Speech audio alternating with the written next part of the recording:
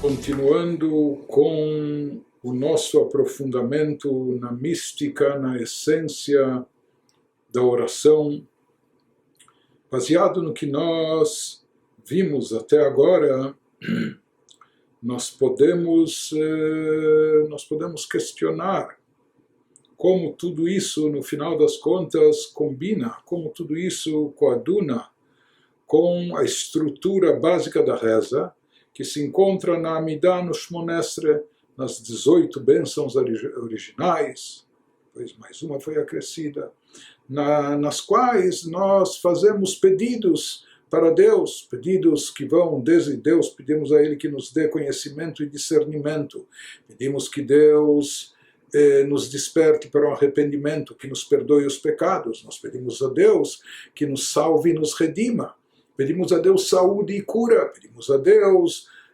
bênçãos nos negócios, prosperidade no nosso trabalho, e assim por diante. Segue-se pedindo coisas gerais também, não só individuais, que Deus recolha, que Deus traga para Israel todos os dispersos do povo judeu, reconstrua Jerusalém, traga o Mashiach, e assim por diante. Então, como tudo isso coaduna com aquilo que a gente tem visto, que a essência da reza é despertar o amor a Deus, elevar a pessoa, retirar as cascas grotescas da alma animal que encobrem a alma divina, sufocando-a, reprimindo-a. Na verdade, nós vimos que temos como objetivo até mesmo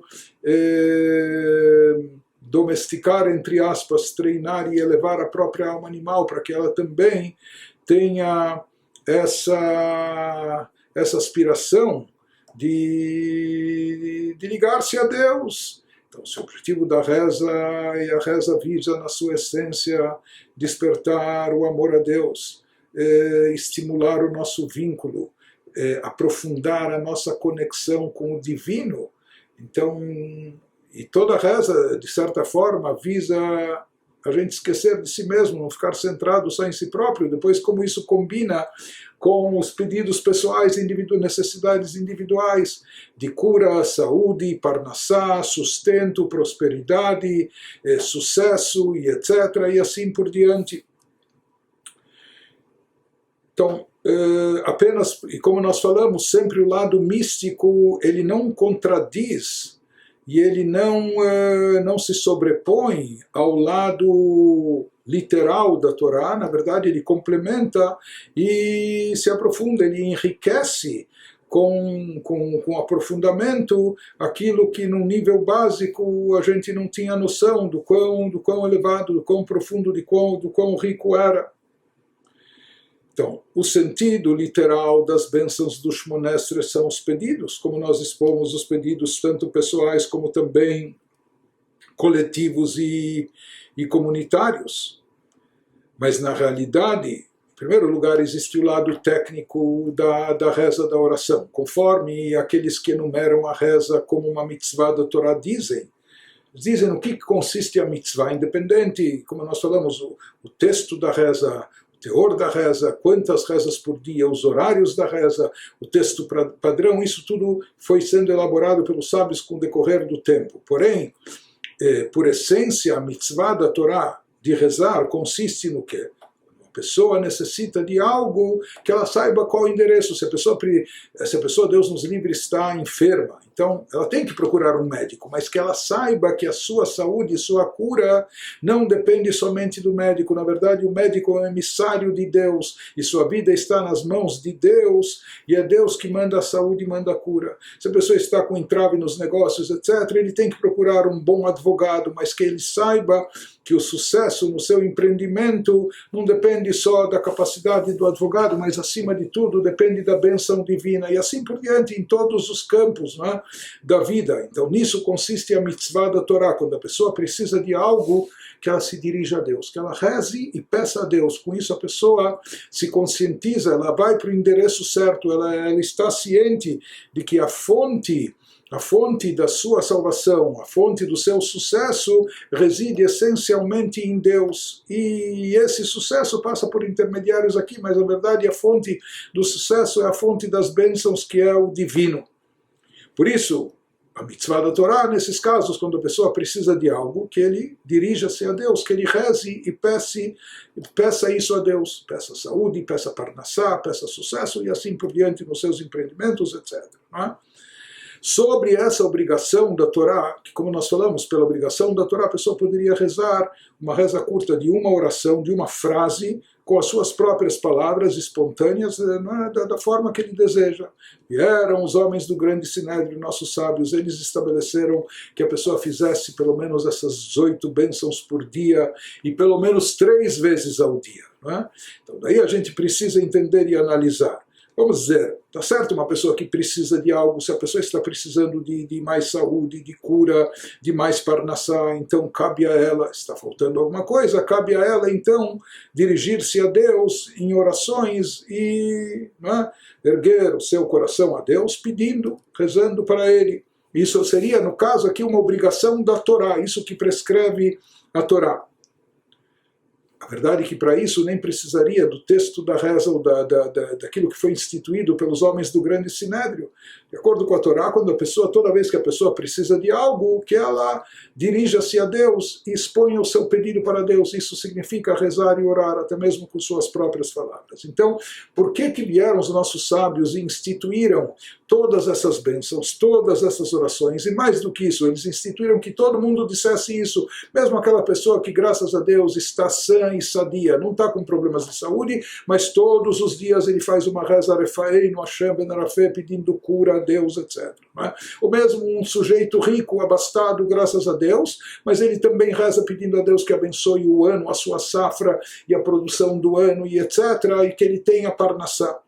Então, por que os nossos sábios instituíram que todo mundo dissesse essas rezas todos os dias, e se não bastasse isso, até 3 vezes por dia?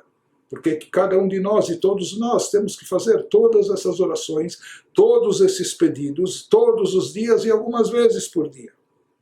Então explica o próprio Rabi Shneur Zalman num dos seus discursos racídicos, que na verdade aqui existe um aspecto mais profundo.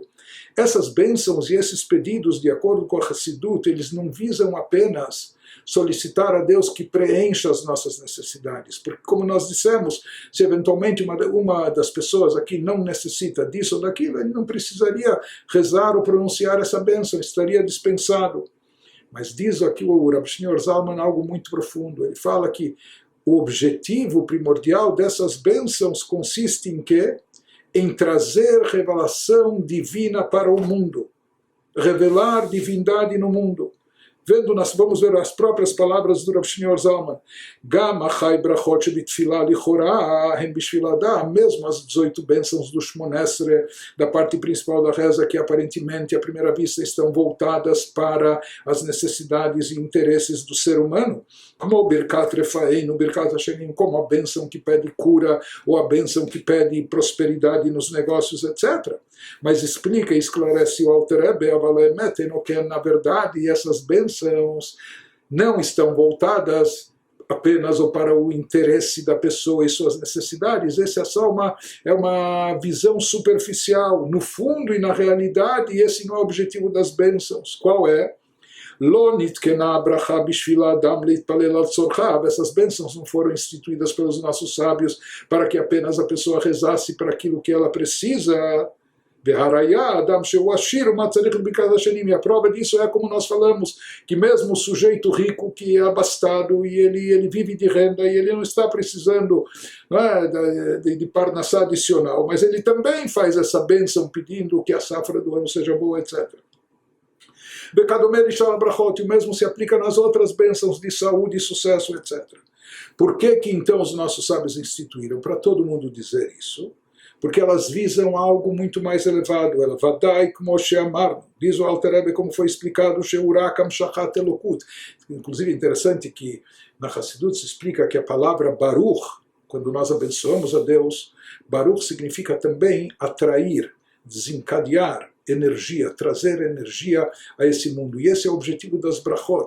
Não apenas louvar, abençoar a Deus ou pedir a Deus, mas é atrair e desencadear uma energia nova aqui no nosso mundo. E na verdade o objetivo de todas essas bênçãos é Sheimshich Elokuto Al-Yedei Ota Bracha. O objetivo é, através daquela bênção, atrair mais energia divina de forma revelada no nosso mundo.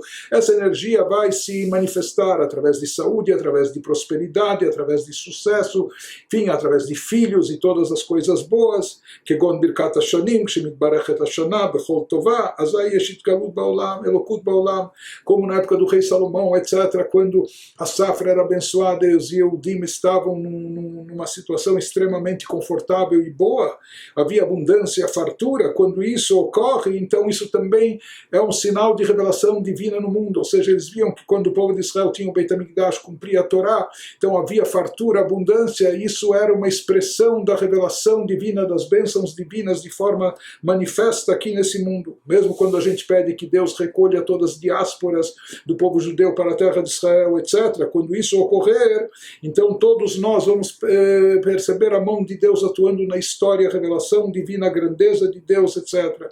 Deus nos livre se uma pessoa tem alguém enfermo, doente, não é?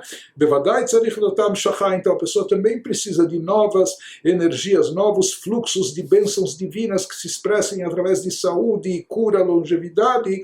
Shemitpalel, azai yam shachat elokut. Em outras palavras, quando a pessoa está rezando, ela está atraindo mais revelação divina ao mundo, e essa revelação se expressa e se manifesta de distintas formas, cada um de acordo com a sua necessidade. Diz o Alter Rebbe, a pessoa não deve rezar visando o seu interesse próprio, lo sheitpalel le'anat atzmo, o seu bem-estar, mas sim visando mais revelação divina no mundo. Essa é a forma de rezar dos tzadikim, na verdade, que é muito altruísta. Que a pessoa sinta que, na verdade, ele quer mais revelação no mundo, ele está aqui nesse mundo para servir a Deus, apenas que para servir bem a Deus ele precisa de saúde, ele precisa que a sua conta bancária não esteja no vermelho, ele precisa ter um bem-estar e etc., não é? Então se fala que o objetivo mais profundo por trás de todos os pedidos que são feitos na Amidah não visam somente o interesse próprio do indivíduo, o seu bem-estar pessoal, mas visam a honra divina, trazer mais revelação divina aqui no nosso mundo. E por isso a pessoa reza por essas coisas, que no fundo o que ela está expressando e desejando é que a Shekhinah, que é a revelação da presença divina, esteja mais evidente e explícita aqui no nosso mundo. Então, dessa maneira, quando a pessoa de fato se dedica à reza no seu sentido mais profundo, capta qual é a essência da oração, conforme a gente tem explicado, e durante os trechos preparatórios da reza, nos versículos de louvor, ele medita em contemplação sobre a grandeza de Deus, e em seguida nas bênçãos do Shema e o Shema, etc. Então, conforme a pessoa vai evoluindo, quando ele chega então nas chamadas 18 bênçãos, ele já está no ápice, ele já está naquele ponto que ele está totalmente anulado diante de Deus, ele se sente como um servo diante do seu amo, por isso ele nem ergue a sua voz, essa reza é feita de forma silenciosa, de pé, etc. Em outras palavras, a pessoa está totalmente anulada diante de Deus, está revertendo e direcionando seus pensamentos, suas intenções, suas aspirações para Deus. O que ele visa é a honra divina, a revelação divina aqui nesse mundo. Ele está, portanto, pedindo até aquilo que ele pede para si. Na verdade, não é porque eu quero, eu preciso, eu gosto. Não. Para que eu tenha condições de preencher o meu papel, a minha missão, o meu propósito aqui, e preencher o desejo de Deus, o propósito divino na criação do mundo, e ter enviado as nossas almas aqui para realizar essa missão.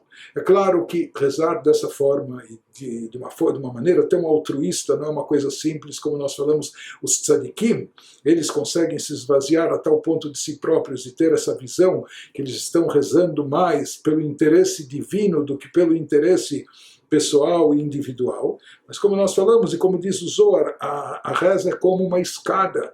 Nessa escada tem degrau por degrau, nós devemos subir e se elevar nem que vagarosamente, pouco a pouco, de forma gradual, mas nós vamos nos elevando, e isso também é o objetivo da reza. Isso não se consegue em um dia, uma semana ou um ano, mas esse é o nosso objetivo também, ir se esvaziando do ego, da possessividade, do individualismo, etc., ir buscando algo mais sublime, mais elevado.